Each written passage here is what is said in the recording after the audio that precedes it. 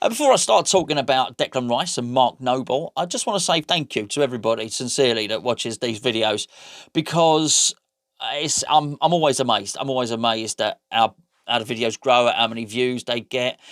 I keep expecting the bubble to burst, quite frankly, and every day I sort of click on YouTube. There's like a Google Analytics page, and every day I click on and expect to be about 50 views or something like that. And the fact that so many of you watch every single day, I'm blown away by. The truth of the matter is, when all this COVID started, my full-time job became more of a part-time job. So the idea was really to try and turn this video making into a part-time job, and thereby I'd basically have a full-time job again, which is what I'm trying desperately hard to do. So I've got to thank you, everybody that watches these, for making it possible. Obviously, our patrons play a massive part, and they give give us some regular funding, which allows myself and Gio to take a couple of days off a month to do it. And I know they're annoying, but the adverts on these videos really sort of help as well, and putting a little bit of money in the pocket as well. So just thank you to everybody. I just wanted to say that. The main part of the video is about Declan Rice, but the second part of the video I've been trying to avoid for a little while, if the truth be known, because the second part of the video is really about Mark Noble. And I think I've just been trying to put it off talking about it. I think out of respect as much as anything. It sounds strange, but I almost feel a little bit guilty about talking about it. And whenever I sort of read things, not just in the comments here or on forum or on social media or anything like that, and people say Noble's gone, Noble's finished, and I always think, it's a bit like the elephant in the room, and the subject has got to be addressed. So I sort of want to disguise it and talk about it in a bit of a Declan Rice video, because I'm a coward, quite frankly, and I didn't want to put a video up there saying Noble is finished, because I think it'd be disrespectful. Anyway, just about Declan Rice. The news is that there might be a new contract. The club are looking to offer him a new contract. The news was broken in the Daily Star, but everybody else is running with it. How true is that? I don't know, but I would certainly guess that it would be something that the club would be looking to do. But it's quite funny that the news came out today, because today I went to one of my local shops, and the guy that works in this shop, I know just because I go in there a lot, his name's Neil, and Neil's a Leeds fan. And we were he knows I support West Ham, we were just talking about football and whatnot. And we were talking about how West Ham were doing, how Leeds were doing. And he said that, West Ham are on a good run.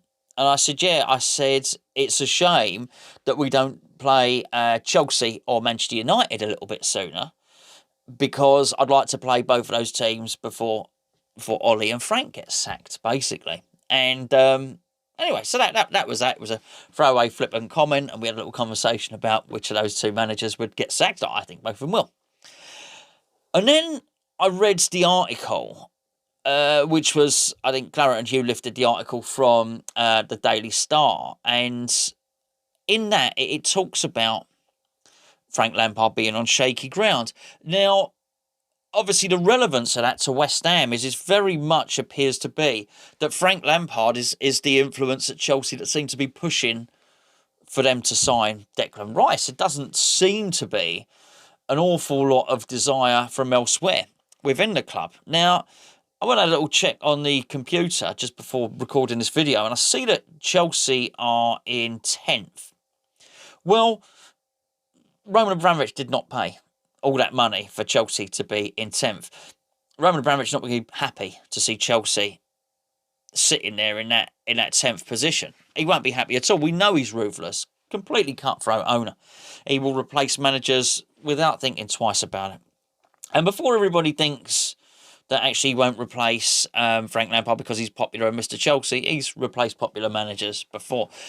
He's replaced managers that have won the Champions League. So let me just say, Roberto Di Matteo was a very, very popular player at Chelsea.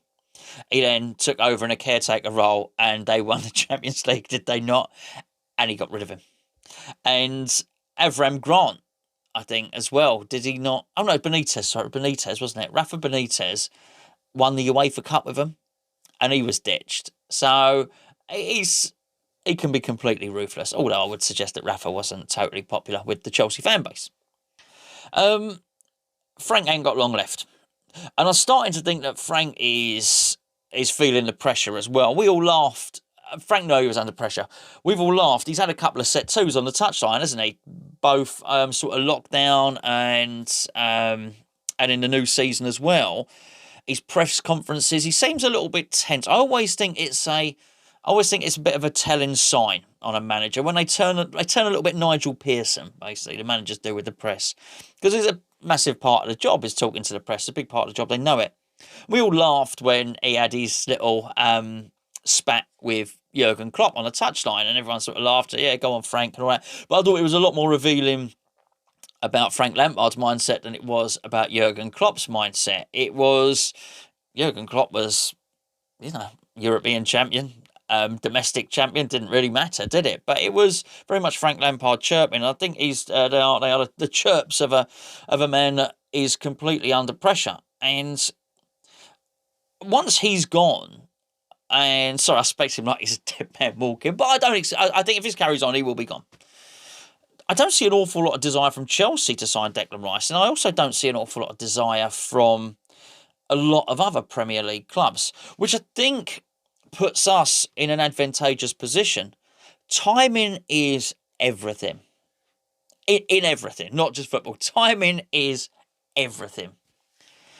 And under different circumstances, with no coronavirus, no COVID football, or whatever you want to call it, there's probably more interest for Declan Rice. But what has been probably unfortunate timing for maybe Declan, if he'd have wanted to move, has probably been fortunate timing for West Ham, because there's certain circumstances have fallen into place which makes it more likely that we keep him.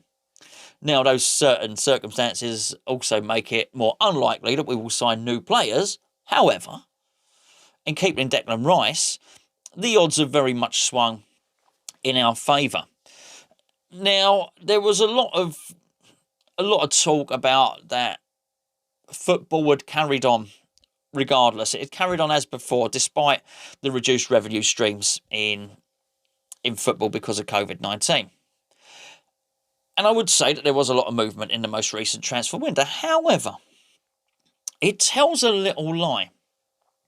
So people like Gareth Bale was a big deal, but it was a loan.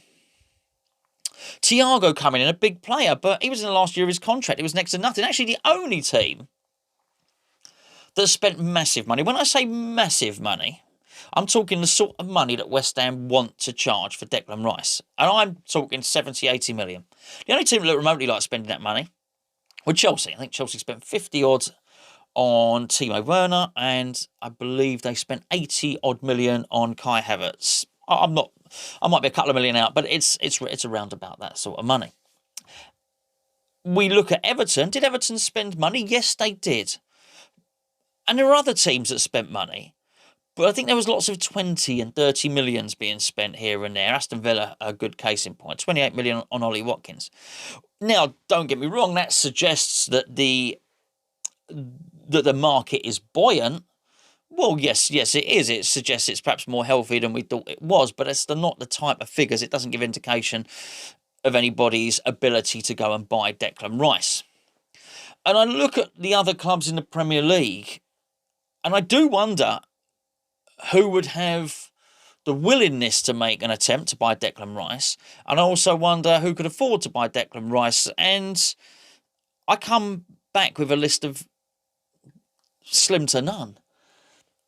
You look at the big spenders traditionally, I don't think City are going to do it. I don't think City are interested in Rice. I just don't think that's a position that they need it. I mean, people talk about Fernandinho replacement. I think they got it in Rodri. I think that business was done anyway. Also, not sure that he's a Pep Guardiola type of player.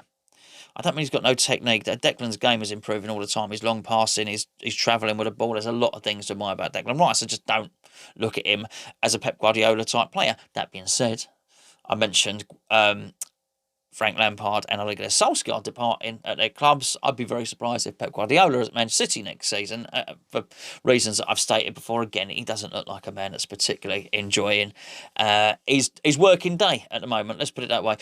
Manchester United, we've always got money to buy a player from anyone at any club in the world, pretty much.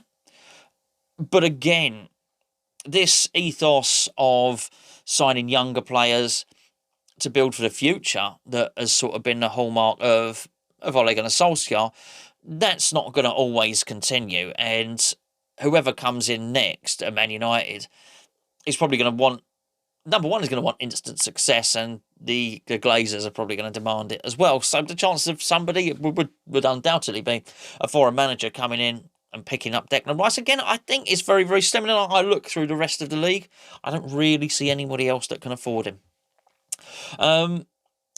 Chelsea, as I say, without Lampard there, I'm not sure there's a massive desire from them. So, what's Declan Rice's place at West Ham? Well, I think it puts us, because of the timing, in a good position. Number one, for him to sign a contract. Number two, for us to keep him. And which sort of takes us on to what I wanted to talk about with Mark Noble, because I think we're seeing a passing of the baton, really, with him. So, there's been no official announcement. And rightly so, because Declan Rice is too classy, Noble's too humble, David Moyes is too classy to admit it, but the passing the baton is, in essence, West Ham's captain is now Declan Rice. I don't think Mark Noble's finished at West Ham, so let me just say that straight away. I think Mark Noble will play double figures games for West Ham this season, and I don't mean that's just 10, but I also don't think it'll be 30. Mark Noble will play double figures games. And anyone that plays double figures games for you is an important player, and I don't think we should underestimate his influence on the training ground and his influence in the dressing room. And they're all very, very important things. As you well know, I think Snodgrass is great to have around for that. Everybody likes a laugher and a joke. Wherever you work, anyone that can be in the office or at the building site, or anyone that can lift the mood and make everyone happy and play a few jokes is a great thing. But it's also somebody sort of inspirational, somebody that knows the ropes, somebody experienced. Again, that is very, very useful in any workplace, and that really is Mark Noble. But in terms of the actual captaincy, in terms of the leader on the pitch, that is now Declan Rice. And I feel like he's growing into it. I feel like he's grown into it. Because, as I say, there's been no official announcement, but our central midfield now is Thomas Souček and Declan Rice. That's it. Is it thin on the ground for injuries? Yes, we know that. But that's a separate subject altogether, what we can discuss another time. Towards the end of last season, David Moyes was trying to shoehorn Mark Noble into the team. Created this little position, didn't they? This sort of not quite a number 10, not quite a left midfielder, almost a free role, go where you want. It was sort of meant to be next to the striker, but it wasn't really. It was one of David Moyes' little positions that he makes up for players sometimes. But this was not going to be a position that he's made up in the same way that he's as for Aaron Cresswell. The one for Mark Noble was clearly very, very temporary, and it wasn't a position that existed when we played with 3 at the back or 5 at the back, whatever you want to call it. The current formation that we're playing right now, that we've played in the last, since Arsenal, so the last, 5 games, that formation, that wasn't one of them. That wasn't one of the ones where Mark Noble had his little special position, if you pardon the expression. So now things have changed. The composition of the team has changed and the shape of the team has changed. And you look at it in terms of first choice or starting lineup, or just the preference of who you would like to play. Mark Noble plays no part. In fact, for Mark Noble to get into the team, things have to be going wrong.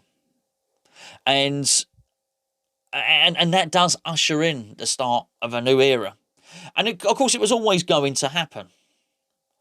And I do think the club needs to treat it with a lot more class than they did with people like James Collins. That the club are horrendously poor at this sort of thing. They really are. It really takes somebody to grab hold of this and deal with it. And for that reason, I just wish there were more people in the club who were West Ham fans who completely understood. That's why, for instance, and most recent times, when somebody at the club says what we need to do is get some pictures of some West Ham legends up there, get a picture of Frank Lampard up there. Someone who is obviously not a West Ham fan has gone and got Frank Lampard Jr. rather than his dad. You sort of got the impression they didn't even know that there was a Frank Lampard senior, and certainly wasn't aware that he was held in higher esteem amongst West Ham fans than the son. And I do wonder if sometimes the club have not got their finger on the pulse. However, whilst I think that's the case, I do think we have in David Moyes a manager who understands what's going on, a manager who understands Mark Noble's situation, and a manager who is sensitive to Mark Noble's. Gio said he wishes David Moyes would lie a little bit, blow smoke up players' arses a little bit.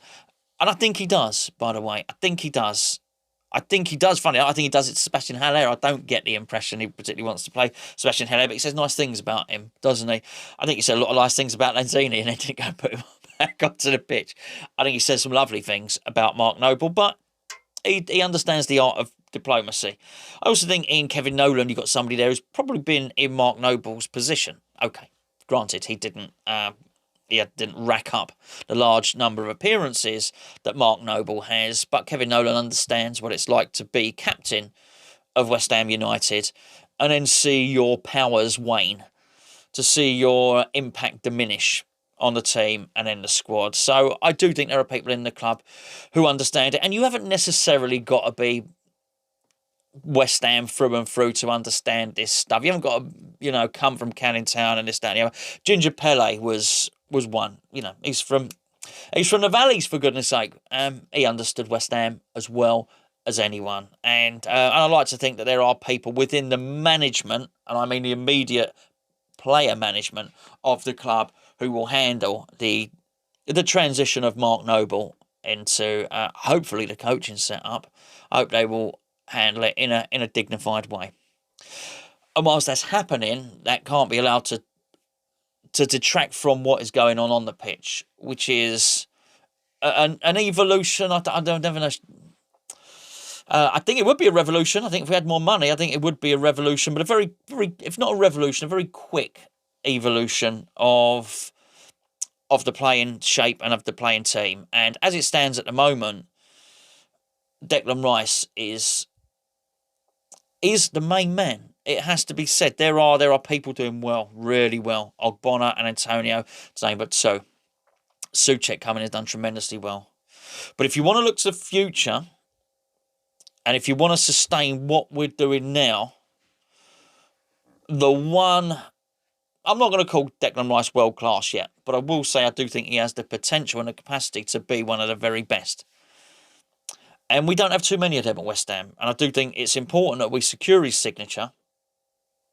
And I do think it's important that we give him not only the market rate, not only what he thinks he deserves, but actually something that we do the right thing and something that is befitting not only of an England international, but this is not the same Declan Rice that started and that sort of left Ireland and played, a couple of games for England. He's in the team. Not only is he in the team, I don't know if everyone's first name's on the team sheet, but he's on the team sheet every game, it seems. And he tends to play 90 minutes. You get the impression he is one of the main men and he is one of the trusted men of Gareth Southgate. And with that in mind, I think we've got to get him. We've got to at least offer him the contract. I guess the question is then, will Declan Rice sign the contract? And I think, considering what I said at the start of the video about perhaps the lack of options and the timing of there not being a massive number of big money transfers at the moment, will he sign the contract? I think he just might.